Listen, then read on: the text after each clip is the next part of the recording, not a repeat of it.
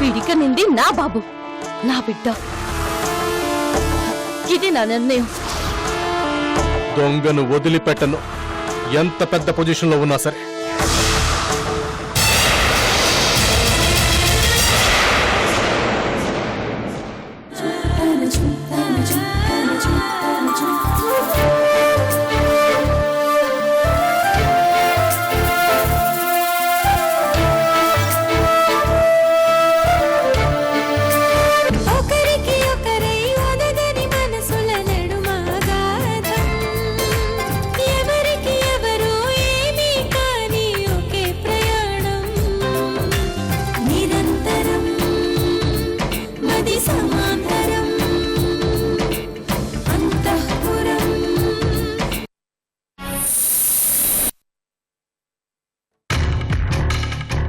హవేలి నుండా?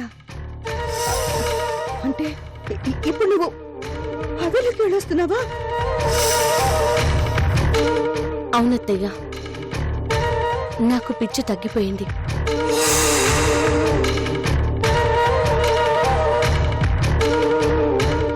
అయినా కావాలనే పిచ్చున్నట్టు నటించి మిమ్మల్ని ఏమార్చి చెప్పకుండా హవేలికి వెళ్ళాను.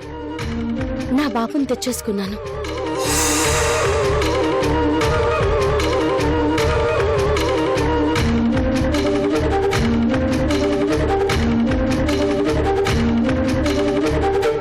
ఇక నుండి వీడిక్కడే ఉంటాడు, మనతోనే ఉంటాడు.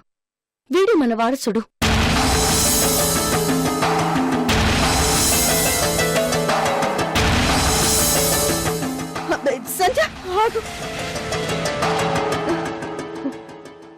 వాళ్ళకి చెప్పే తీసుకొచ్చావా?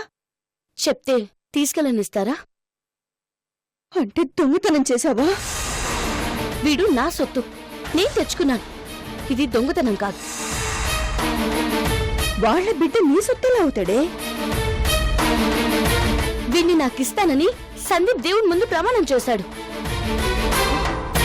అవసరం లేదు, ఆ మాట వెనక్కి తీసుకుంటున్నాను అని నువ్వు కూడా దేవుడి ముందు ప్రమాణం చేశావు, గుర్తులేదా? ఆ ప్రమాణం నేను చేయలేదు. మరి నువ్వు చేయించావు. మతి స్థిమితం లేనప్పుడు, నా ప్రమేయం లేకుండా నువ్వు చేయించావు. దానికి విలువ లేదు. అలా ఎలా కుదురుతుంది? ప్రమాణం అంటే ప్రమాణమే. నువ్వు మాట తప్పితే ఆ పాప నాకు తగులుతుంది. అత్తయ్య, ఈ బాబుని నా బిడ్డ అనుకుని ఇంట్లో ఉండనిస్తే నీకు పుణ్యం ఉంటుంది. సంధ్య, అత్తయ్య, ఈ బాబుని తీసుకుని సరాసరి గుడికి వెళ్ళాను. ఆ దేవుడు పర్మిషన్ తీసుకుని ఇంటికి తీసుకొచ్చాను. ఆ దేవుడు పర్మిషన్ ఇచ్చినా ఆ బాబు నీతో ఉండడానికి నీ మొగుడు పర్మిషన్ ఇవ్వడే? ఎందుకు ఇవ్వడు? నువ్వు చేసింది దొంగతనం. అయితే ఆ ఏసీపీ గారిని నన్ను అరెస్ట్ చేయమను, తీసుకెళ్లి జైల్లో పెట్టమను. నేను వీడు హాయిగా జైల్లో ఉంటాం. అది కాదే నేను నా కడుపులో ఉన్న తన బిడ్డని రక్షించుకోలేకపోయాడు నీ కొడుకు. అలా అని ఆ రాక్షసి మృణాలు నేను కూడా ఏం చేయలేకపోయాడు. అందుకే నాకు నేనుగా నా బిడ్డను సంపాదించుకున్నాను. ఏ హక్కుతో ఇప్పుడు నా బిడ్డను దూరం చేస్తాడు?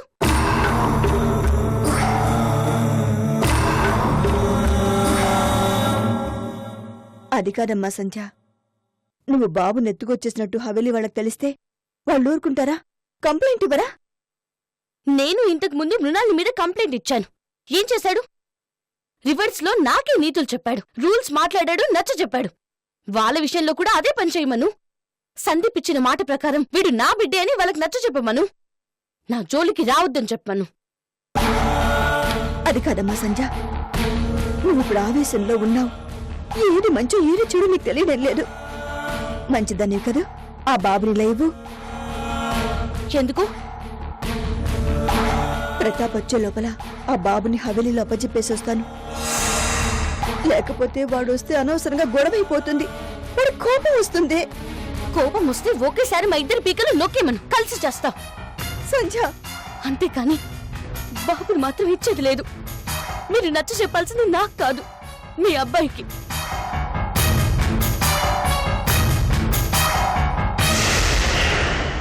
తోటి ఆడదానిగా నా మనసును అర్థం చేసుకోండి, నా క్షోభను అర్థం చేసుకోండి. బాబు ఇక్కడే ఉండేలా ప్రతాప్ నొప్పించండి.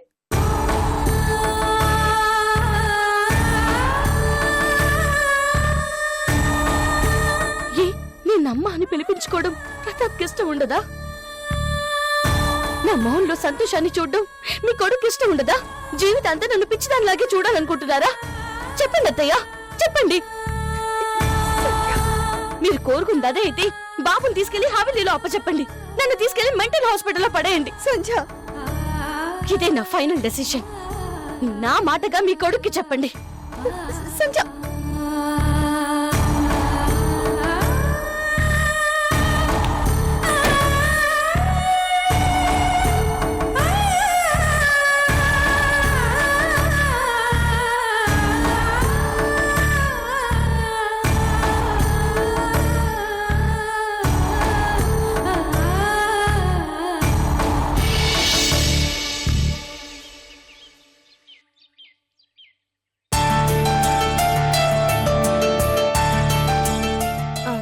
లాయర్ గారు తీసుకోండి.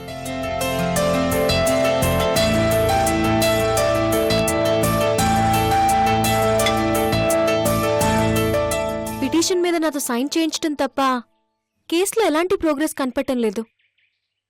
నా మీద అనుమానమా? అలా అని నేను అనలేదే. నీ మాటలకు అర్థం అదే. మీకలా అనిపిస్తే ఐఎమ్ సారీ. నా ఉద్దేశం అది కాదు. ఈ పాటికి సూర్య బెయిల్ మీద వచ్చేస్తాడని ఎక్స్పెక్ట్ చేశాను. కోర్టుకు వెళ్లడం వరకే మన చేతిలో ఉండేది. ఆ తర్వాత జరిగేవి మన చేతిలో ఉండవు. అంటే సూర్యకి బెయిల్ రావటం డౌట్ అంటారా? నోనో, మరి కేసులు లిస్ట్ అవ్వాలంటే టైం పడుతుంది. 100 కేసులు పెండింగ్లో ఉంటాయి.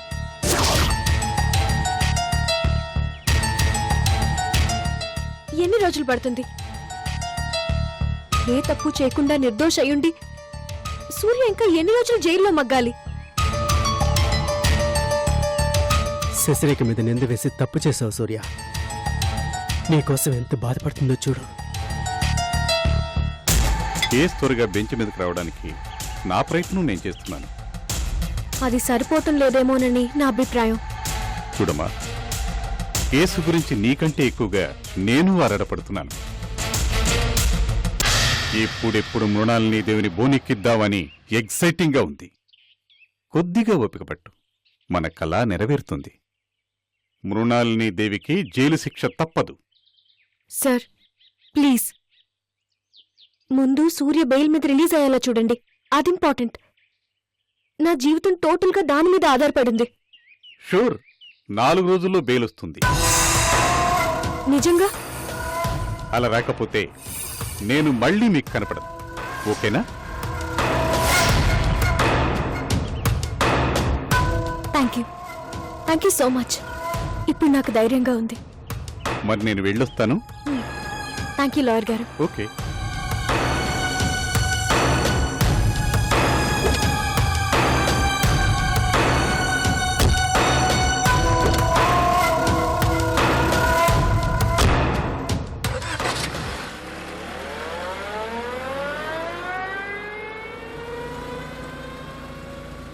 సూర్య కోసం చాలా టెన్షన్ పడుతున్నావు, చాలా కష్టపడుతున్నావు. నేను పడే కష్టం సూర్య కోసం కాదు, నా కోసం. కేవలం నా కోసం. అదేంటమ్మా? ఎస్, నా కారణంగా 2 తప్పులు జరిగాయి. 1, సూర్యతో నా పెళ్లి. 2, నా కారణంగా సూర్య జైలు పాలవడం. సూర్యని రిలీజ్ చేయించి అర్జెంటుగా 2వ తప్పుని దిద్దుకోవాలి. ఆ తర్వాత మొదటి తప్పు గురించి ఆలోచిస్తాను.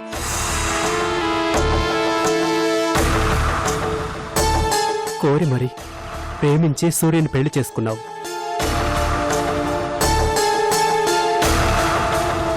అందుకు శిక్ష అనుభవిస్తున్నానుగా.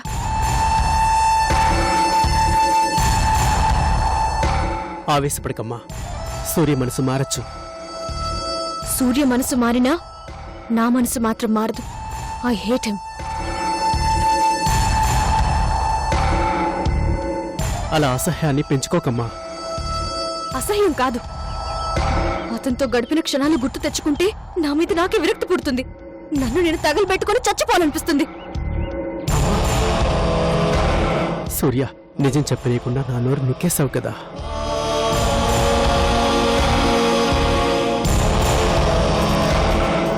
ఆ మృణాల్ని తప్పు చేసింది. ఆ హత్య నేను నాకు తగిలించి జైల్లో పెట్టించాల్సింది. ప్రశాంతంగా లోపల పడుండేదాన్ని. అప్పుడు పరిస్థితి ఇలా ఉండేది కాదమ్మా. సూర్య నీ మీద నింద వేసేవాడే కాదు. ఎందుకు అలా అనుకుంటున్నారు?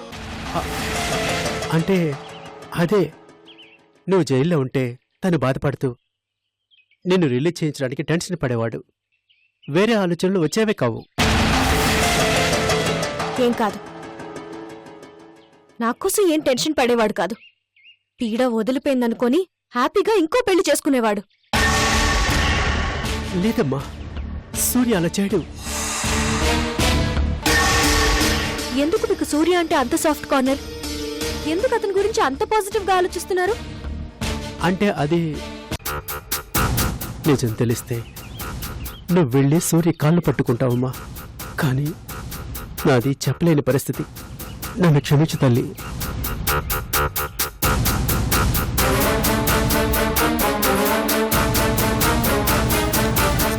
అంకుల్, ఇదే మీకు లాస్ట్ టైం చెప్తున్నాను. ఇంకెప్పుడు నా ముందు సూర్య గురించి గొప్పగా మాట్లాడద్దు. మిమ్మల్ని ఇంట్లోంచి పంపించేయాల్సి వస్తుంది. ఈ మొబైల్ ఎవరిది? లాయర్ గారిది అనుకుంటానమ్మా. అయ్యో పాపం, ఎంత దూరం వెళ్లారో ఏమో. చూసుకున్నారో లేదో? చూసుకోకుండా ఎలా ఉంటారమ్మా, తిరిగొస్తారు. ఆఫీసుకు ఫోన్ చేసి మాట్లాడాలి. క్లయింట్స్ వెయిట్ చేస్తుంటారు. ఓ గాడ్, మొబైల్ శశిరేఖ ఇంట్లో మర్చిపోయి ఉంటాను. డ్రైవర్, కారు వెనక్కి తిప్పు. మళ్ళీ శశిరేఖ మేడం ఇంటికి పోను.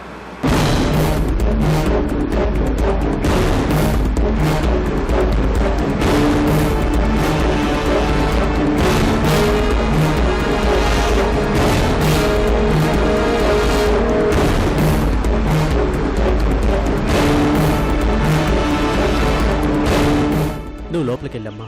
లాయర్ గారు వస్తే ఫోన్ నేను ఇస్తాను. సరే.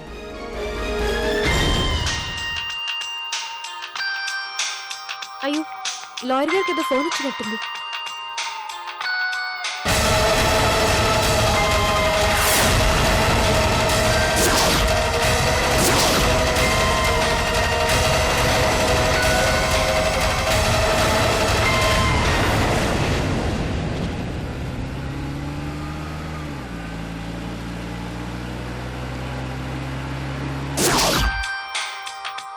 అంకుల్, ఒకసారి కాల్ ఎక్కడి నుంచి వస్తుందో చూడండి.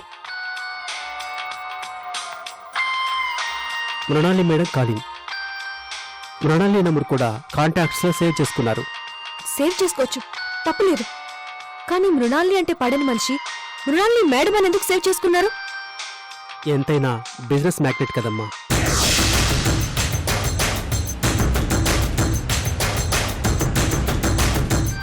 అంకుల్, ఒక పని చేస్తారా? స్పీకర్ ఆన్ చేసి గొంతు మార్చి మాట్లాడండి. అమ్మా శశిరేఖ, చెప్తున్నానుగా, మాట్లాడండి, పర్వాలేదు. వేరే వాళ్ళ కాళ్ళు మాట్లాడడం. ముందు నేను చెప్పింది చేయండి. అలాగే. హలో హలో హలో, ఏంటి ఫోన్ లిఫ్ట్ చేయడానికి ఇంతసేపా?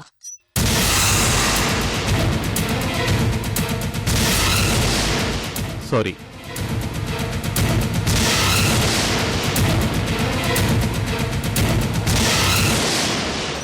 సూర్య బెయిల్ కేసు ఎక్కడి వరకు వచ్చింది?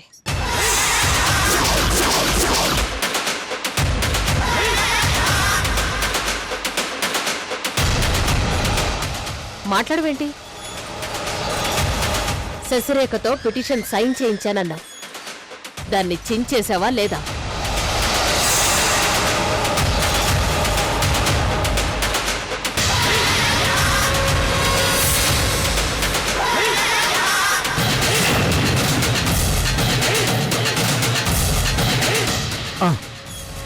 గుడ్. కేసు ఏమైంది అని శశి గొడవ పెడుతోందా? పట్టించుకోకు, అస్సలు పట్టించుకోకు. కూల్గా ఉండు. నేను చెప్పినట్టు అబద్ధాలు చెప్తూ టైం పాస్ చేయి. పీకల మీదకొచ్చినప్పుడు ఏం చెయ్యాలో అప్పుడు ఆలోచిద్దాం. అంకుల్, ఒక పని చేస్తారా? స్పీకర్ ఆన్ చేసి గొంతు మార్చి మాట్లాడండి. పీకల మీదకొచ్చినప్పుడు ఏం చెయ్యాలో అప్పుడు ఆలోచిద్దాం.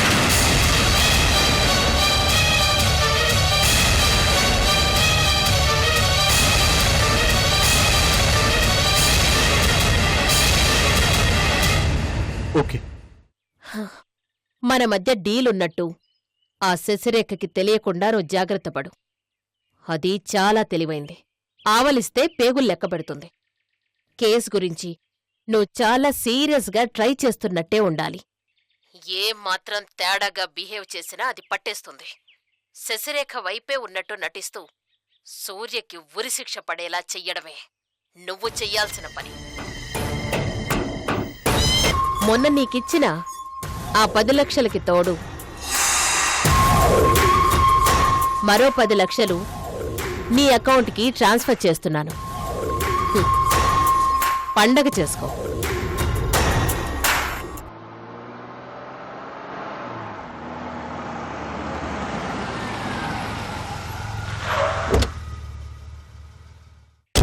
ఓ ఐఎమ్ సారీ మేడం, నా మొబైల్ ఇక్కడ మర్చిపోయాను.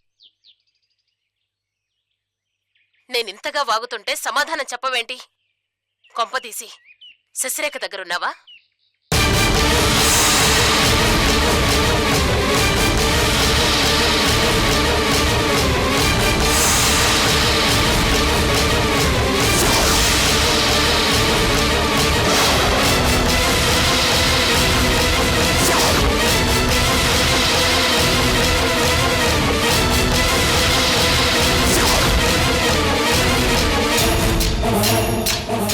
ఎస్ మృణాలిని,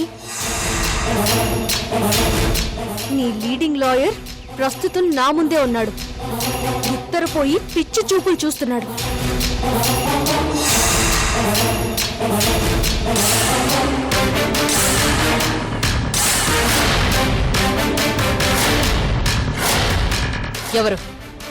ఎవరు మాట్లాడేది? రేఖని, శశిరేఖని.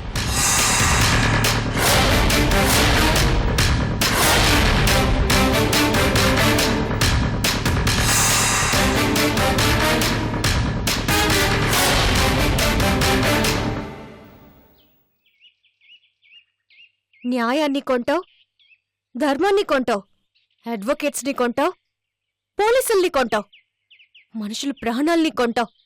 నీ అరాచకాలికి అంతులేదా? రే లాయర్, నీ మొబైల్ దాని చేతికి ఎందుకిచ్చావురా? కుమ్మక్కైపోయారా? డబ్బు కోసం కక్కుర్తిపడి దాంతో చేతులు కలిపావా? మృణాలిని, నీ లాయర్కి అంత దమ్ము కూడానా? నా అదృష్టం బాగుండి తన మొబైల్ నా ఇంట్లో మర్చిపోయాడు. నువ్వు నాకు దొరికిపోయావు. సూర్య బ్రతికిపోయాడు. చచ్చినా బ్రతకడు. అన్ని వైపుల నుంచి నేను వాణ్ణి కార్నర్ చేస్తాను. నువ్వు తల క్రిందులుగా తపస్సు చేసినా సూర్యని రక్షించుకోలేవు. ఉరిశిక్ష పడుతుంది. నీ తాళి తెగుతుంది. ఏ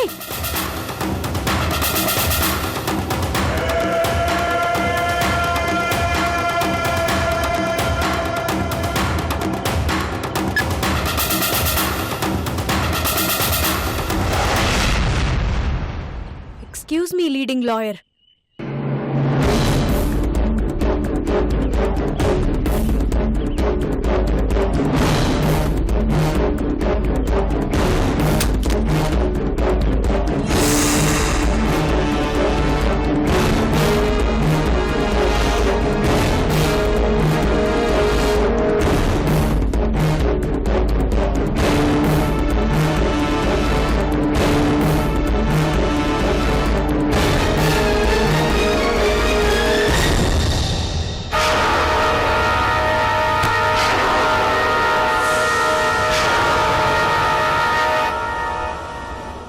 నీలాంటి దగాకోర్ల్ని కోర్టులో చూడలేకే ఆ న్యాయదేవత కళ్లకు గంతలు కట్టుకుంది.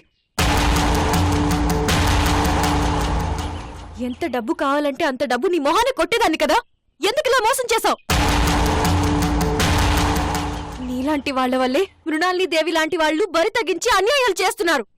నిర్దోషుల ప్రాణాలతో ఆడుకుంటున్నారు. మిమ్మల్ని చంపితే గాని ఆ మృణాలిని దారిలోకి రాదు. క్షమించండి మేడం, తప్పైంది. నీ మొహం మీద ఉమ్మేయటానికి కూడా నాకు అసహ్యంగా ఉంది. ముందా కోటి.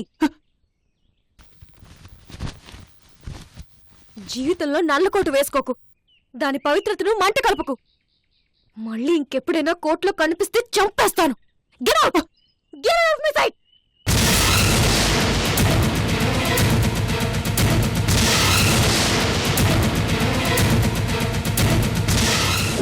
డ్రైవర్ డ్రైవర్ పురి త్వరగా పురి.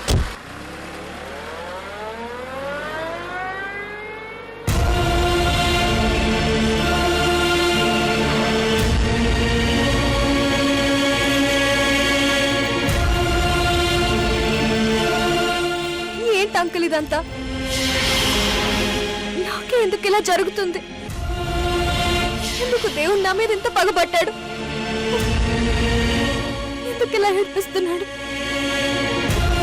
నేనేం పాపం చేశాను? అమ్మా శశిరేఖ, ఏం జరిగినా మన మంచిగా అనుకోవాలి. దేవుడు నీ వైపు ఉండబట్టే ఇప్పటికైనా ఆ లాయర్ నిజ స్వరూపం బయటపడింది. ఎంత త్వరగా సమస్యల నుండి బయటపడదాం అనుకుంటే అంతగా కూరుకుపోతున్నాను. సూర్యుని రక్షించడం నా వల్ల కాదేమో అంకుల్. భయం వేస్తుంది. అమ్మా భయపడకు, ఏం కాదు, అంతా మంచి జరుగుతుంది. ధైర్యంగా ఉండు.